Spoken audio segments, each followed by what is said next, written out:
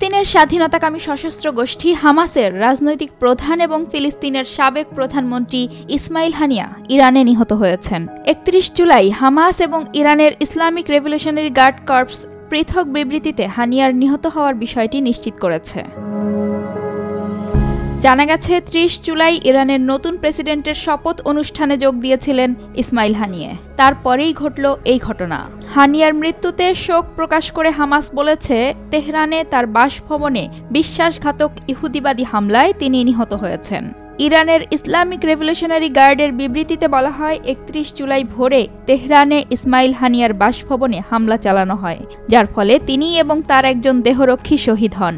এই ঘটনাটি তদন্তাধীন এবং শীঘ্রই তার মৃত্যুর কারণ জানানো হবে। ফলে তিনি কিভাবে নিহত হয়েছেন সে বিষয়ে কোনো বিস্তারিত তথ্য উল্লেখ করা হয়নি।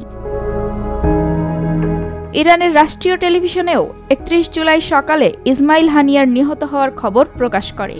টেলিভিশনের খবরে বলা হয়, রাজধানী তেহরানে হামলায় ইসমাইল হানিয়ার দেহরক্ষীদের একজনও নিহত হন।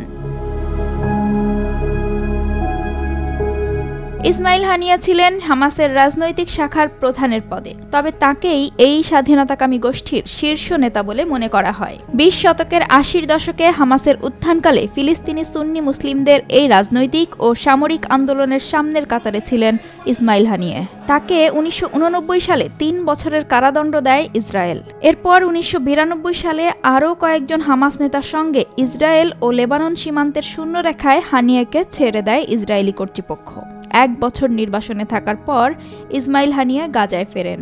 ১৯৯৭ সালে তিনি হামাসের মতাদর্শিক ব্যুরোর কার্যালয়ের প্রধানের দায়িত্ব পান। এতে হামাসে তার পদমর্যাদা বৃদ্ধি পায়।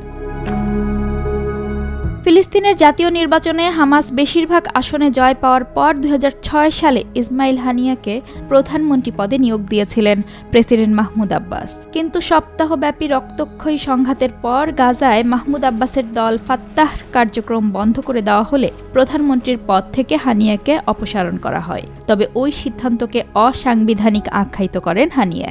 তিনি ঘোষণা করেন, তার সরকার ফিলিস্তিনি জনগণের প্রতি তাদের জাতীয় দায়িত্ব থেকে সরবে না এবং তিনি গাজা শাসন করতে থাকেন।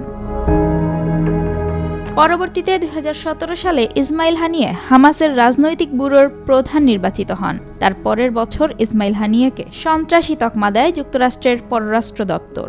এরপর বেশ কয়েক বছর ধরে ইসমাইল হানিয়া কাতারে বসবাস করে আসছিলেন।